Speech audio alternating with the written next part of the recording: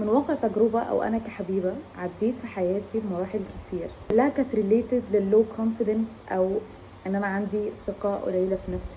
كنت بخاف ان انا اتكلم، بخاف اتعبر عن رأيي، بخاف اتكلم محدش يسمعني، بخاف ان انا دايما اتحط في مواقف محرجة، فبالتالي بسكت، مش راضية عن شكلي، مش راضية عن وزني، مش راضية عن بشرتي.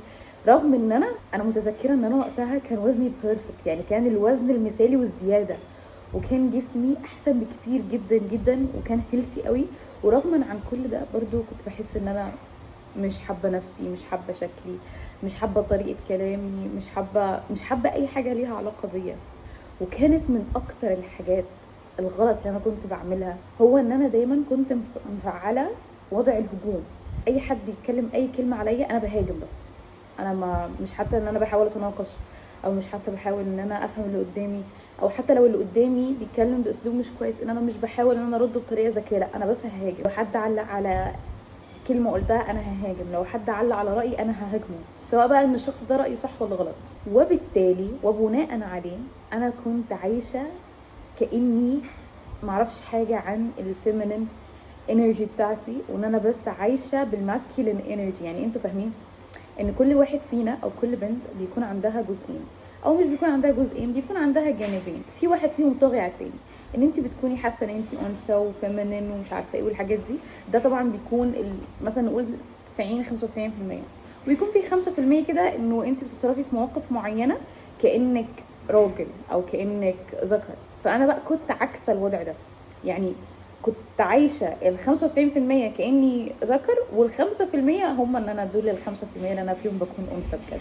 فلو انت حاسه ان انت المستوى بتاع الثقه بتاعك بقاله فتره واطي، او اصلا انت عشتي طول حياتك في الفيس بتاعت ان انا ما عنديش ثقه ومش واثقه في نفسي وخايفه ومتوتره والحاجات دي، وحاسه ان انت عايزه يبقى عندك اورا، يعني عايزه يبقى عندك هاله قويه، هاله كده لما تيجي تدخلي مكان الناس تبقى هي اللي عايزه تتكلم معاكي، الناس هي اللي عايزه تعرف انت مين، الناس عايزه تفهمك، عايزه تسمع لافكارك، الناس بتنبسط لما بتقف معاكي وتقول اه والله ده انا اعرفها، اه والله ده انا مش عارفه ايه، اه كده.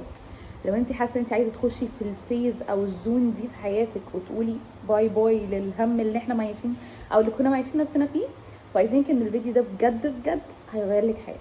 من علامات ضعف الشخصيه زي ما احنا كنا بنتكلم في الانترو من شويه، انها بتكون حاسه انها دايما اتاكت، ودايما مهاجمه، ودايما الناس مش بتحبها، ودايما الناس بتكرهها، ودايما الناس ضدها. اوكي، اكيد اكيد ان في بعض المواقف هتحسي فعلا ان اللي قدامك فعلا هو بيهاجمك لان هو مثلا مش حبك، ولكن لو انت بتحسي ان 90% of the time 90% من الوقت انت حاسه بالاحساس ده، فده معناه ان انت عندك العلامه دي من علامات ضعف الشخصيه. عشان خاطر تعرفي تتعاملي مع النقطه دي بالذات، او تطلعي نفسك من الزون بتاع ان انا ام اولويز اتاك وكده ومش عارفه ايه، اعرفي ان الناس رايهم بيعكسهم وتصرفاتهم بتدل عليهم ولا تمسك بصله. خليني احكي لكم حاجه بسيطه. انا مثلا كحبيبه في اكتر من فريندشيب او اكتر من ريليشن شيب او ايا كان وفشلت. في فتره وانا بعمل موف اون كنت دايما بقعد اقول طب ما نفس الموقف اتكرر معايا، طب ما نفس الحاجه اتكررت معايا، انا فشلت اكتر من مره، انا ما فشلتش مره واحده. طب ما يمكن العيب فيا، ما يمكن انا ما اتحبش، ما يمكن انا غلطانه، ما يمكن هما اللي كانوا صح. احب اقول لك ان حرفيا بعد ما عدى وقت او عدى فتره من الزمن، والله العظيم والله العظيم ادركت قد ايه ان ربنا انعم عليا بان الناس دي طلعت في حياتي. الناس دي لا كانت شبهي، ولا كانت شبه احلامي، ولا كانت شبه الكاركتر اللي عندي، ولا كانت شبه الفايبس اللي انا بحب ان انا اي جيف اوف. ما كانوش شبه اي حاجه، وده كله انا ما فهمتوش غير بعد ما عدى فتره من الوقت. فمش عشان خاطر جه حد قال لي ان انت انسانه ما تتحبيش، انت انسانه ما تنطقيش، انت انسانه نيجاتيف، انت ان انا اصدقه. او مش معنى ان حد دايما بيعلق على لبسي ويقول لي انت مناخيرك عامله كده ليه، انت وزنك زايد، يا الله الكومنت بتاع وزنك زايد، انت وزنك زايد قوي، انت شويه وهتختفي. حرفيا يا جماعه في بنات ممكن تكون عدى عليها التو كومنتس، انها تبقى خسرت وزن ووصلت وزن اللي راضيه عنه، يقول لها انت على فكره شويه وهتختفي، انت بقيتي عباره عن هيكل عظمي. او انها وزنها زاد او وزنها ما بقاش صحي، ويقول لها انت مش ملاحظه ان انت وزنك بقى تو ماتش، فطريقه تعامل الناس معاكي والطريقه اللي هم بيوجهوا لك بيها كومنتس او كلام يضايق او بتعبر عنهم، هم عقليتهم كده. وغالبا الناس دي بيبقى عندها نقص في حياتها وبتحاول انها تطلعه عليكي، او غالبا شايفين ان انت عندك حاجات مش عندهم، زي ان انت متقبله نفسك، انت حابه نفسك وانت وزنك زايد، او حابه نفسك وانت وزنك ضعيف، او حابه نفسك وانت هيلثي او انت مش هيلثي. هم عندهم النقطه دي مش موجوده، هم مش عارفين يحبوا نفسهم. فانا اعمل ايه لو انا مش عارفه احب نفسي وشفت واحده حابه نفسها، هي عندها حاجه انا بطمح انها تبقى عندي، طبيعي هقلل منها، هحسسها باللو كونفيدنس، هحسسها انها ما ينفعش تبقى واثقه من نفسها كده، هقلل من مستوى الثقه اللي عندها. فبالتالي لما هي يبقى ما عندهاش ثقه وانا اصلا ما عنديش ثقه، الشخصيه القويه هي شخصيه عاديه جدا عشان تفهميني، مش شخصيه عندها عضلات ولا هي شخصيه بيمر عليها مواقف مؤذيه، وبيمر عليها ناس مؤذيه، وبيمر عليها حاجات تضايق وحاجات تقهر وحاجات تكئب. ولكن اتعلمي ان انت لما يحصل لك موقف وحش او لما يتقال لك كومنت سلبي، طبيعي ان الانسان يتضايق، يا اما بيتضايق انه اتقال له كلمه زي دي، او بيتضايق انها جت من الشخص ده. ولكن ما تعمليش observing للموقف وتحطيه جواكي، ما تخليش الطاقه دي تعيش جواكي، ما تخليش الموقف والانسان ده يعيش جواكي. لا، انت تعاملتي ورديتي والموقف انتهى، الموقف هنا انتهى، انمحى من مخك خلاص.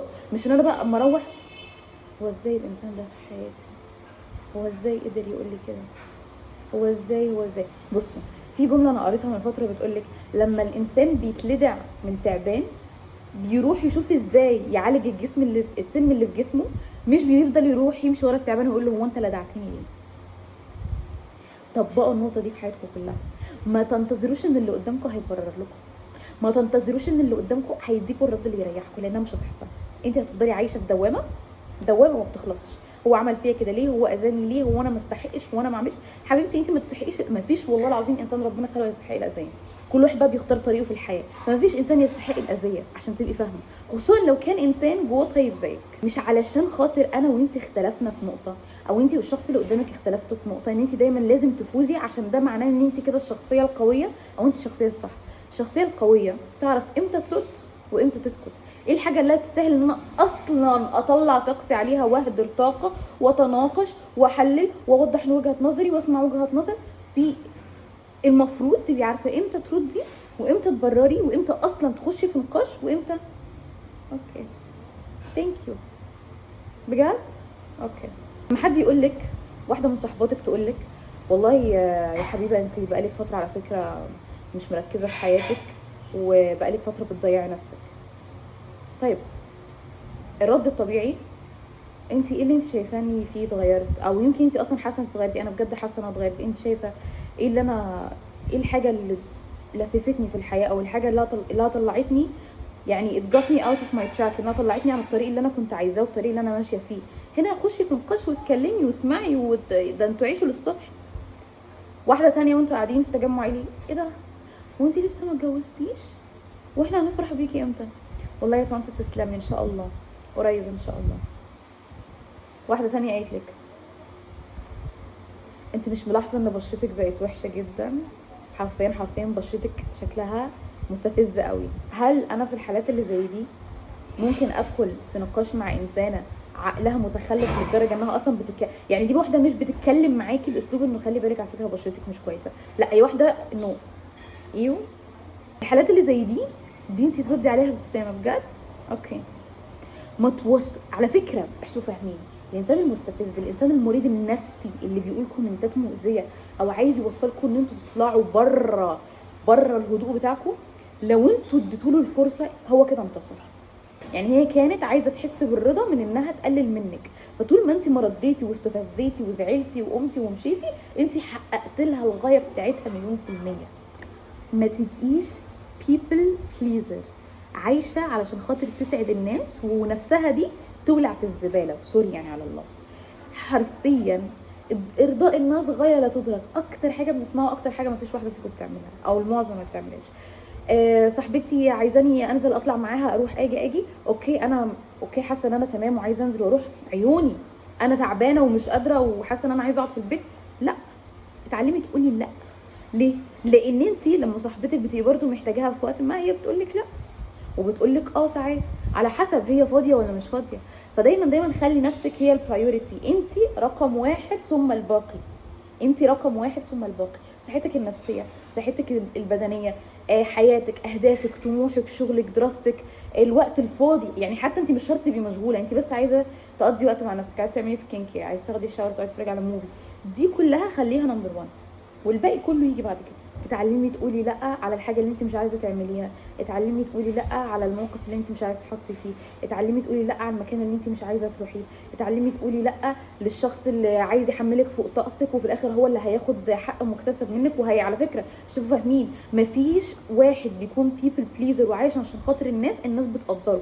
والله العظيم الناس ما بتقدرش الا اللي بيتدلع. ما هو في مثلا دايما يقول لكم ايه، المدلع بيدلعوه واللي بيشيلوه. فانت حياتك عايزه تعيش حياتك بقى شايله وبقى وباكتئاب وتعب، وانا تعبت، وانا الناس جايه عليا، وانا مفيش حد بيقدرني، وانا طلعت بعد العمر ده كله ما عنديش حد بجد اقدر اقول عليه انسان حقيقي وصديق حقيقي وصاحب حقيقي. اشكرك على ايه؟ ده حقي عليكي. لا يا حبيبي، مش حقك عليا. حطي حدود تريحك، تحافظ على طاقتك، تحافظ على نفسيتك، تحافظ على سعادتك، تحافظ على راحتك، تحافظ على وقتك. الحدود مش ان انا ابتعد عن الناس واتجنبهم، الحدود حاجه بتحمينا يا جماعه. الحدود ان انا بحط، يعني مثلا ما ينفعش ان انت تقبلي على نفسك ان انت حد يطلعك على المسرح، حتى لو هي كده، لو انتوا الاثنين كده ما ينفعش. ده اخواتنا، يعني ده اختك اللي هي بتبقى من دمك ومن بيتك ومن اهلك ومن ناسك ما بتطلعكيش على المسرح. يعني ايه ان انا اسمح ان حد يطلعني على المسرح؟ يعني ايه يطلعني على المسرح؟ يعني نبقى قاعدين في تجمع مع صحابنا ولا مع اهلنا وابقى انا الجوك، انا اللي هيضحك عليه، انا اللي هيتاخد ويضحك عليه. لا، وبتعملي ايه بقى؟ تضحكي على نفسك. ايه بجد؟ يعني ايه ان انت مبسوطه انهم بيتريقوا عليكي؟ انت ممكن الموضوع يبان لك في البدايه انه عادي، دي نكته وهتعدي، بس حرفيا انت هتبقي بعد كده الشخصيه الرئيسيه على المسرح. حرفيا هتبقي انت مسخره القعده، كل قعده بقى مع اصحابك في الشغل. يعني على فكره الحاجات دي مش شرط انها تحصل بين مثلا بابا وماما واخواتي وبتاع، لا ده ممكن تبقى بتحصل في الشغل مع اصحابك، قدام جوزك، قدام خطيبك، قدام الشخص اللي معاكي. فحبيبتي اللي هتقول من اول مره خلاص انت بقيتي معانا في الشخصيات الاساسيه.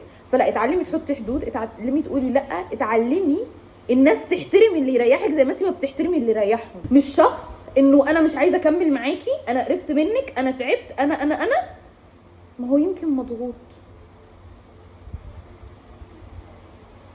ما هو يمكن تعبان، اصل هو الفتره دي عنده ضغط نفسي وعصبي وعنده مشاكل في البيت. هو ايه؟ لا اصل عنده مشاكل في البيت، مش فاهمه. وعشان عنده مشاكل في البيت يطلع عينك ويهين كرامتك اللي شويه شويه وهنلاقيها بقت شبه الميه اللي بتقع على الارض ملهاش لازمه والناس بتسيبها وهتنشف لوحدها، ولا ايه؟ مش فاهمه يعني. ويعني ايه اديله سكند تشانس بعد ما هان كرامتي عشان خاطر قال لي انا اسف؟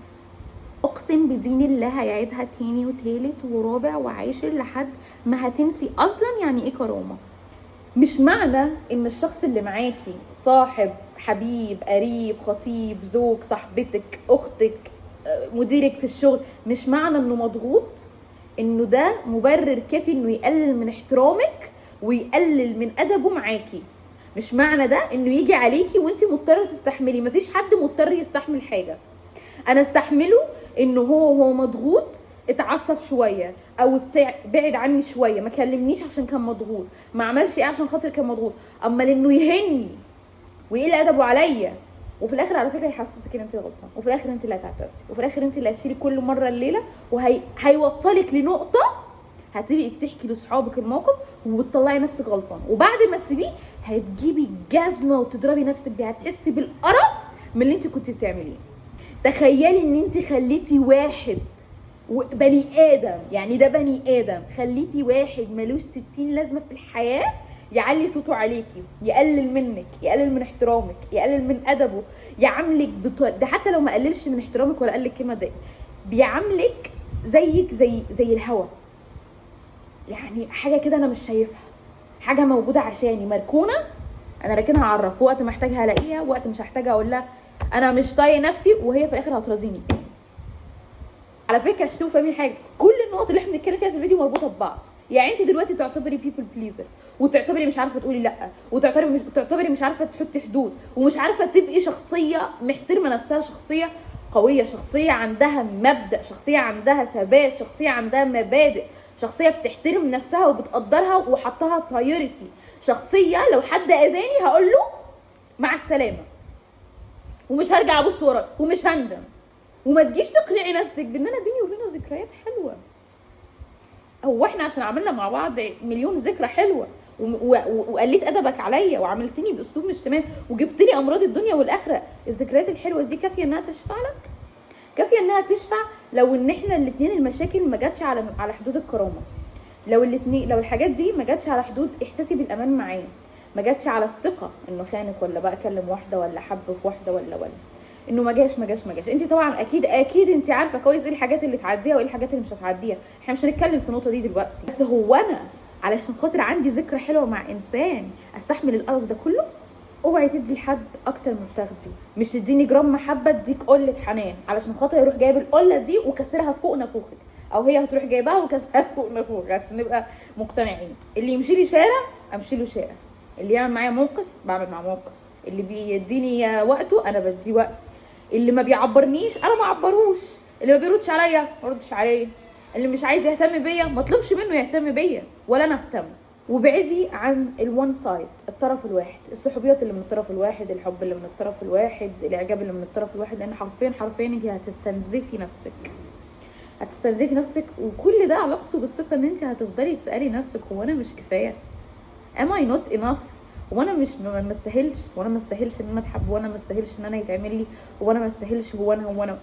فده كله هيصب في الاخر في حته ثقتك في نفسك وتقديرك ليها.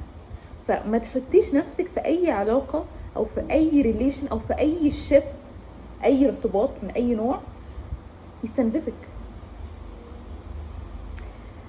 جماعه اي اختيار هتختاروه في الحياه ولو كان اختيار صح عمره ما هيخليكم تسالوا نفسكم الاسئله دي، عمره ما هيحسسكم ان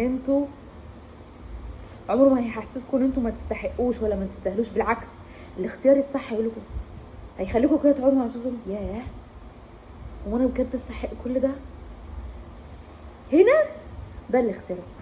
خلي دايما عندك فاليو من جوه، ابني قيمتي ازاي؟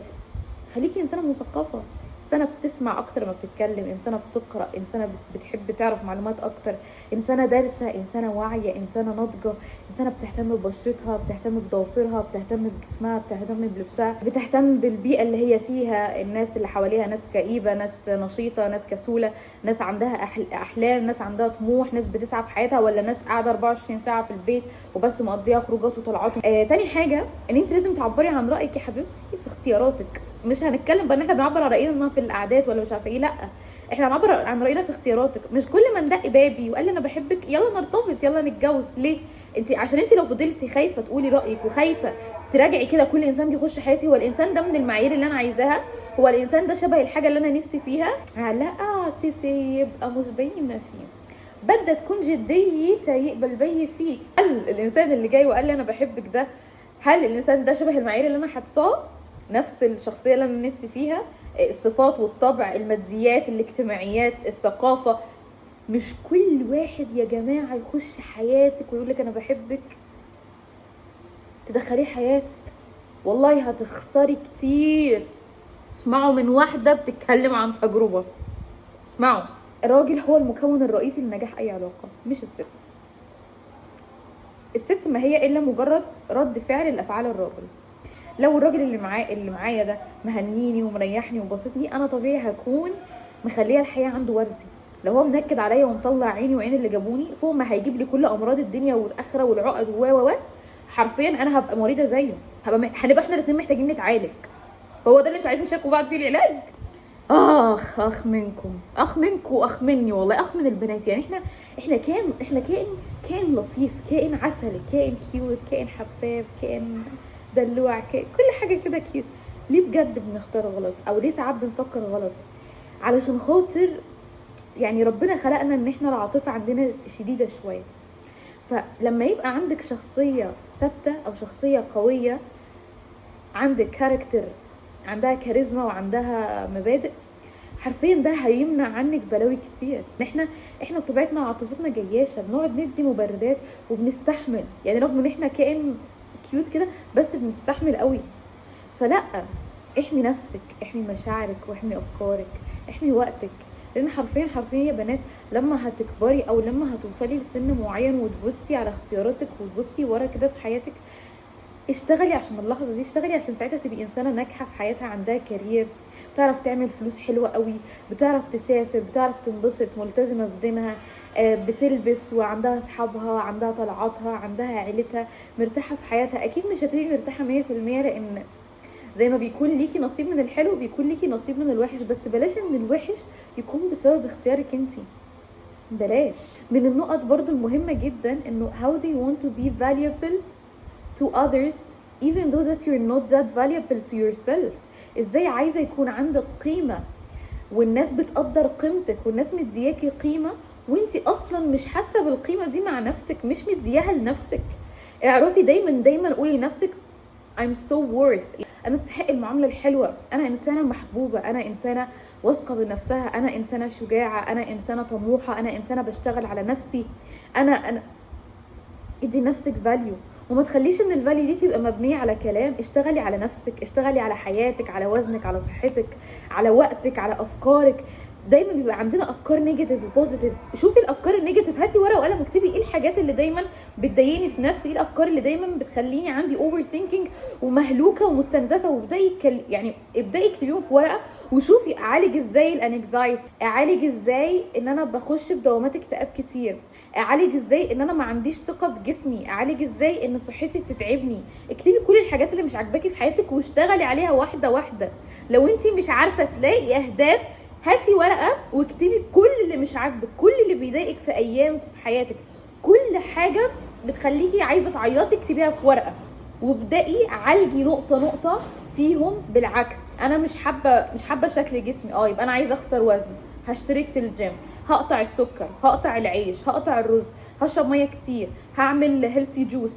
كل ده انا مثلا مش عاجبني شكل بشرتي، هبدا اهتم ببشرتي، مش هاكل اي زيوت، مش هاكل اي فاست فود. ما هو دي كلها اهداف. لو انت مش عارفه ازاي تبقى عندك اهداف، انت حرفيا كتبتي لسته اهداف دلوقتي. اكتبي اللي مش عاجبك واكتبي ان انت عايزه تعملي عكسه، دي اهدافك. تتوقعوا ايه من واحده مديه الاهتمام الاكبر والوقت الاكبر اللي عندها لنفسها، بتهتم بصحتها النفسيه، بتهتم بصحتها الذهنيه الجسديه، بتهتم بالانرجي بتاعتها الفيمينين، وانثى في نفسها قوي كده كيوت، تحس انها عامله شبه البسكوت. تتوقعوا ايه من واحده زي دي؟ تفتكروا انها هتجذب ايه لحياتها؟ هتجذب راجل محترم قوي وناجح وبيحبها ويقدرها وعارف قيمتها، ولا هتجذب راجل ملوش اي 60 لازمه في الحياه، معقد ومريض وغير سوي؟ تفتكروا هتجذب ايه؟ اقول لكم هتجذب ايه؟ هتجذب الاثنين. ليه؟ ده علشان خاطر يو اتراكت يو. الراجل الاول اللي هو الاوبشن الكويس، يو اتراكت يو، انت بتجذبي ما انت عليه. اوعي تكوني مفكره ان انت هتبقي انسانه مستواها متدني اجتماعيا وثقافيا ومهنيا وحياتيا وهتجذبي واحد من فوق. مش هتحصل. انت يا اما هتجذبي الحاجه اللي في مستواكي، يا اما الحاجه اللي اعلى منك، والحاجه اللي اقل منك وهتلاقيها جايه بتخبط على بابك اللي هو الاوبشن نمبر 2. فده علشان خاطر هو نفسه في واحده زيك. فاحنا بقى طبعا بنعمل ايه؟ الاوبشن الاول لسه ما جاليش، فانا اروح للاوبشن الثاني اضيع معاه وقتي بقى وابقى زيه. يعني انا كنت هنا وهو كان هنا، هو حرفيا راح شدني، بقينا احنا الاثنين مع بعض تحت، مبروك بقيتوا انتوا الاثنين مع بعض. اصبري على الاختيار الاول، ومش بس تصبري، ده انت تطوري من نفسك عشان الاختيار اللي ربنا كاتبه لك او الاختيارات اللي هتجيلك في الحياه عموما تبقى احسن كمان من اللي انت متوقعاه. خلي دايما عندك open and variety of options، تنوع واختيارات مفتوحه وكتير. مش صاحبه واحده تبقى محور حياتك، لا، اعملي صاحبه واثنين وثلاثه واربعه وخمسه.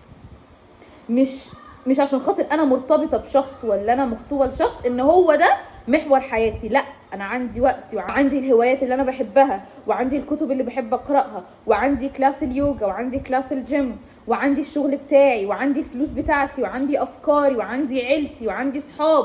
فانا عندي حياه وانت جزء منها. ما تخليش حد حياتك، لانه مجرد ما هيطلع من حياتك او هيحس ان انتوا، حتى لو هو مش شخص مؤذي، لو هو حس في يوم من الايام ان انتوا الاثنين مش متوافقين والكون مش رايد والقدر مش سامح، ساعتها انت حياتك راحت، ونبدا بقى في دوامه اكتئاب وريبوستات على التيك توك ودموع واتصل بيه وما تسيبنيش عشان خاطري انا ماليش غيرك، ما اقدرش على بعدك.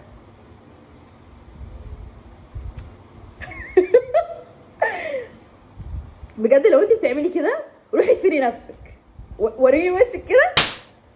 بهزر. انا متفهمه ان انت مشاعرك، يعني انا مش من النوع اللي هاجي اديكي بالقلم. انا هديكي بالقلم كمان شويه بس مش دلوقتي. انا متفهمه ان انت بجد بتبقى مشاعرك زايده وطاغيه على عقلك. بس اقول لك على حاجه، صوري نفسك وانت بتعملي كده واتفرجي على الفيديو تاني يوم الصبح. لو عملتيها تاني يبقى انت محتاجه تتعالجي. يعني لو حرفيا البني ادم ده بياخد من جيبه كده فلوس وبيديكي يقول لك كلي جوعي، ولا انك تستني تحسسي نفسك ان حياتك متعلقه على في ايد انسان. انزلي اشتغلي يا حبيبتي، ان شاء الله هتقبضي 2000 جنيه، ان شاء الله هتقبضي 3000 جنيه، هتعيشي نفسك ارحم من الظلم. وطول ما ربنا شايفك بتسعي في حياتك والله العظيم هيتفتح لك ابواب الكون وهيفتح لك الرزق وهيجي لك النصيب الحلو. فخليكي دايما شغاله على نفسك، عشان حتى لو انت ما وصلتيش للي انت عايزاه فانت هتبقي في مستوى احسن من اللي انت كنت فيه. اخر نقطه هتكلم فيها في الفيديو بتاع الكونفيدنس وازاي تكوني بنت واثقه من نفسها قويه عندها شخصيه تحترم. مركزين على الانر كونفيدنس، على الثقه الداخليه، مركزين على الفاليو بتاعتنا، على الافكار، على المبادئ اللي في دماغنا. اخر نقطه هي ظاهريه ومهمه، هي مهمه عشان ما اكدبش، هي مهمه، ولكن كل اللي في البدايه ده كان اهم. الابييرنس بتاعي، انا ازاي بتكلم، هل وانا بتكلم بتلجلج بتوت كده، مشيتي ماشيه وانا عامله كده ولا ماشيه وانا عامله كده؟ لما باجي اقعد مع حد اكيد مش هبقى قاعده كده يعني، ماشي، بس انا اقصد يعني ببقى قاعده كده وانا قاعده مع حد. لا حبيبتي شايفه دول ارفعيهم كده. كتاب واحد عن البادي لانجوج او ان انت ازاي تكوني واثقه من نفسك وتتحكمي في البادي لانجوج بتاعتك هيكون كافي، مش محتاجه انت تبذلي كتير في الموضوع ده. بشرتي، شكل لبسي، الطريقه اللي انا بستايل بيها نفسي، حتى لو انا فيري بيزك مش شرط اكون طالعه كأن انا رايحه في الكات ووك كأن انا خلاص، او الريد كاربت ان انا طالعه هعمل عرض ازياء، لا، بس حتى وانا بسيطه لازم اكون انيقه. اهتمي بنفسك واهتمي بمظهرك، اهتمي بطريقه كلامك، اهتمي بالتون بتاعك. ما ينفعش وانا بتكلم مع حد ابقى مسهتنه كده انه انا بجد ما بعرفش اعمل اي حاجه خالص عشان انا بنوته. على فكره انا بحب جمله انا بنوته، بس انا اقصد التون نفسه، عشان انا بنت يعني فانا غبيه. لا يما انت بنت يعني معنى كده ان انت قدتي جيوش، ده انت دخلتي حروب، ده انت عشتي سوار، ده انت يعني ما تقلليش من البنات بليز، دي لا تمتنا بصله. يعني انا لو عايزه اكون انثى بطريقه كلامي مش شرط ان انا اكون بس انا بجد مش عارفه اعمل ايه. لا، انا ممكن اكون بتكلم عادي كده زي ما انا بتكلم، وعادي الناس حاسه من وشي او من طريقه كلامي ان انا انثى او ان انا فيمينين، مش شرط ان انا لا. مفيش بنت غبيه، عشان الجمله اللي انا قلتها شويه دي عصبتني بجد. مفيش بنت غبيه، اوكي؟ مفيش بنت غبيه، احنا مش اغبياء، احنا اذكى منهم على فكره، احنا اذكى من النوع اللي استغفر الله ده وحسبنا الله ونعم الوكيل. طبعا الناس لما بتيجي تتعامل معاكي their first impression is about how you look. الانطباع الاول بتاعهم بيكون انتي شكلك عامل ازاي، ومش معنى شكلك الفيتشرز الملامح بتاعتك دي خلقة ربنا، وانما شكل بشرتك جلوي ولا مش جلوي، شكل ايدك، شكل ضوافرك، شكل لبسك، طريقه كلامك، افكارك. لو انتي انسان فاضي من جوه حرفيا انتي لو عملتي اللي مش هتبيني نفسك. لما يجيلك كومبليمنت، دي اخر حاجه هختم والله بيها، لما يجيلك كومبليمنت او اي مدح ما تقوليش بجد انا حلوه، بجد والله انا حلوه، بجد انا وزني حلو، بجد انا بعرف اتكلم. لا no girl, please don't do this, I beg you please. لما حد يقول لي حبيبي بجد انت شكلك حلو قوي النهارده، thank you، او شكرا بجد، مش عارفه اقول لك ايه، you're so sweet، انت كمان شكلك حلو، مش لا بجد انا حلوه، انت بجد شايفه ان انا حلوه. خلينيش امسك بقى عشان انا ساكته، انا ساكته من الصبح، انا بجد الحاجات اللي بتيجي في دماغي دي بتعصبني. بس لا، خلي عندك، انا قلت يا بنوتات، انا قلت فبس يا جماعه، ده كان الفيديو بتاعنا النهارده. اتمنى بجد ان انتوا تكتبوا لي ايه الحاجات اللي احنا حابين نتكلم عنها اكتر في الفيديوهات الجايه، واعذروني ان انا بعمل كده طول الفيديو، بس بحس انها طريقه بعبر بيها عن نفسي شويه، انا مش كده في الحقيقه والله، بكون اهدى شويه. بس انا ده طبيعي فيا، لما باخد كده في الجو بخش على طول. اكتبوا لي ايه الافكار اللي حابين نتكلم عنها، ايه الحاجات اللي بتواجهنا كبنات، سواء بقى الانكزايتي، رهاب، مواقف ما نعرفش نتصرف فيها، ازاي نحسن من حاجات في حياتنا. اكتبوا لي الافكار اللي انتوا حابين ان احنا نطبقها. ان شاء الله ان شاء الله اشوفكم في الفيديو الجاي. I love you all.